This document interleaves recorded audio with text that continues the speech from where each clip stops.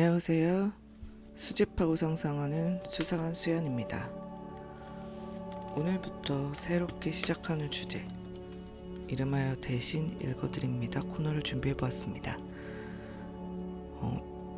여러 가지 재미있는 느낌으로 아니면 좀 편하게 들을 수 있는 소스들로 영상을 만들고 싶은데, 제가 여행을 많이 다니거나 뭐 이렇게 스펙타클한 일이 제 인생에서 그렇게 일어나지 않습니다. 저는 이제 잔잔한 호수 같은 삶을 추구하기 때문에 재미있거나 자극적인 요소들을 전해드리긴 어려워 잠이라도 잘 주무시게 되거나 아니면 뭐 조금이라도 쓸모있는 잠깐 쉬어가는 영상들을 만들어서 드리고 싶은 게 제 목표고요. 물론 뭐 실제로 만났을 때는 그렇지 않은 경우가 더 많지만, 사람은 뭐 한 가지 캐릭터만 가지고 있지는 않으니까요. 이 코너는 이미 독서가 취미이신 분들은 알아서 잘 읽으시겠지만, 독서가 좀 부담스럽고 뭔가 의무적으로 해야 되는 그런 느낌이 들어서 어렵거나, 바쁘다 바빠 현대사회에서 누군가 대신 읽고 요약해서 알려주면 좋겠다 하는 분들을 위해 준비했습니다. 거기에 만년필을 곁들였고요. 물론 요약이라고 해서 막 3분 요약 이렇게는 사실 최근 그게 힘들고, 또 그렇게 하기가 저 같은 초보에게는 어려워서 좀 적당히 길게 흘려듣듯이 들을 수 있고, 들으면서 관심이 가져지는 책들은 한 번쯤 구매를 해서 읽어보시는 것을, 구매가 아니라면 도서관에서라도 읽어보는 그런 어떤 동기부여가 될 그런 영상으로 준비했습니다. 저는 독서를 좋아하고 이야기하는 것을 좋아하는 편입니다. 또 만년필도 취미고요. 제가 좋아하는 걸 잘 섞어서 책에서 건진 문장을 만년필로 필사하면서 영상에서 지금 열심히 필사를 하고 있죠. 그러면서 책 소개를 하면 좀 수면용으로 도움이 되지 않을까 생각해 봅니다. 시작이 좀 길었죠? 바로 시작해 보겠습니다. 먼저 처음 소개드릴 책은 소설이죠. 클레어 키건의 맡겨진 소녀라는 책입니다. 아무래도 스포를 최대한 안 하려고 노력을 하겠지만 아예 안 할 수는 없을 것 같고, 하지만 책은 영화랑은 다르게 뭐 조금 안에 내용을 안다고 해서 책을 읽었을 때 흥미가 완전 떨어지지는 않았던 것 같아요. 다 알고 있어도 다시 봐도 재밌는 자기만의 해석이 있는 게 책이기 때문에 너무 부담 갖지 않으셨으면 좋겠습니다. 이 맡겨진 소녀라는 소설은 아마 이동진 평론가님이 책 추천하실 때 추천을 해준 적이 있어서 아마 읽으신 분도 많을 거라고 생각을 합니다.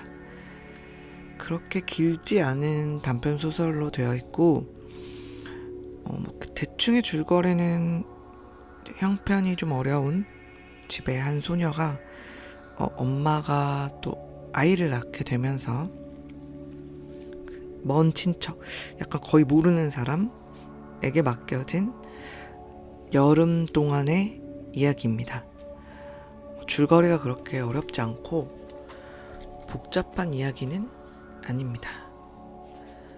책을 읽으면서 계속 느껴지는 건, 사랑을 받지 못하는, 당연히 받아야 되는 부모의 관심이나 사랑을 받지 못한 이 어린 소녀가 가지고 있는 그 어설픈 조숙함이라고 하는 것은 결국은 어른들의 사랑으로 해맑음을 되찾게 되고, 제대로 대답하는 것을 배우고 감정을 바라보게 되는 시간을 이 책에서는 잘 짜여진 단어와 문장으로 전달하고 있는데요. 책에서 소녀의 이름이 전혀 나오지 않았던 것 같아요. 맞는지 안 맞는지는 다시 읽어봐야 알겠지만 근데 나오지 않았던 것 같아요.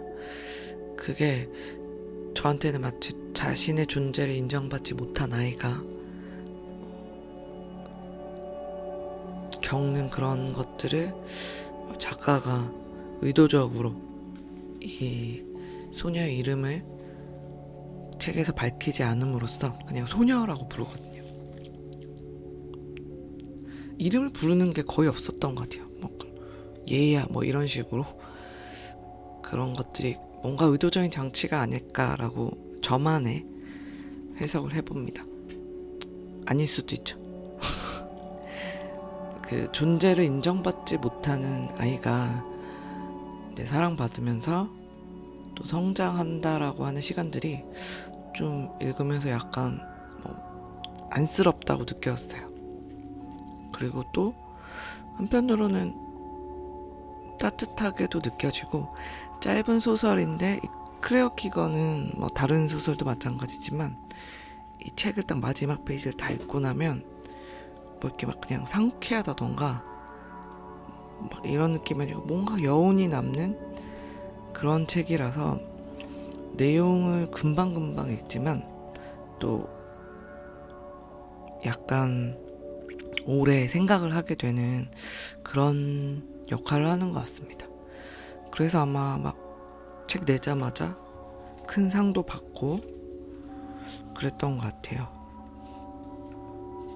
사실 소설에서는 뭐 어떤 문장이란 거 하는 걸 굳이 끄집어내기가 이게 스토리가 있는 내용이다 보니까 문장을 탁 꽂히는 문장들을 한다고 해도 전체적인 맥락을 전부 다 파악하기는 어렵거든요. 또 자기계발서 같은 그런 용도가 아니기 때문에 네, 저는 항상 단짠 느낌으로 자기계발서나 실용서 같은 걸 보고 나면 꼭 시집이나 소설을 읽어서 마음을 좀 이렇게 T가 된 마음을 F로 좀 돌리려고 노력하는 그런 일종의 노력들을 합니다.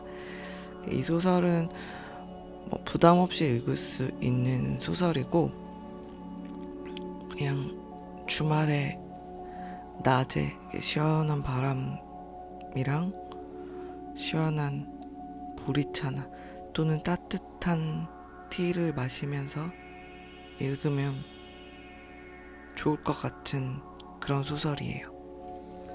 그래서 그렇게 요약이랄 것도 별로 없지만 전체적인 줄거리도 막 엄청난 사건들이 많고 이런 게 아니라서 그냥 이 아이의 소녀의 시선으로 자신의 경험들로 인해서 자신이 변하는 것들을 되게 담담하게 얘기하는데 그러면서 툭툭 나오는 문장들에서 좀 마음이 아프기도 합니다. 저도 막 그렇게 따스하게 자란 타입은 아니라 가지고 이런 것들을 읽으면 조금 마음이 짠해 오는 게 있더라고요.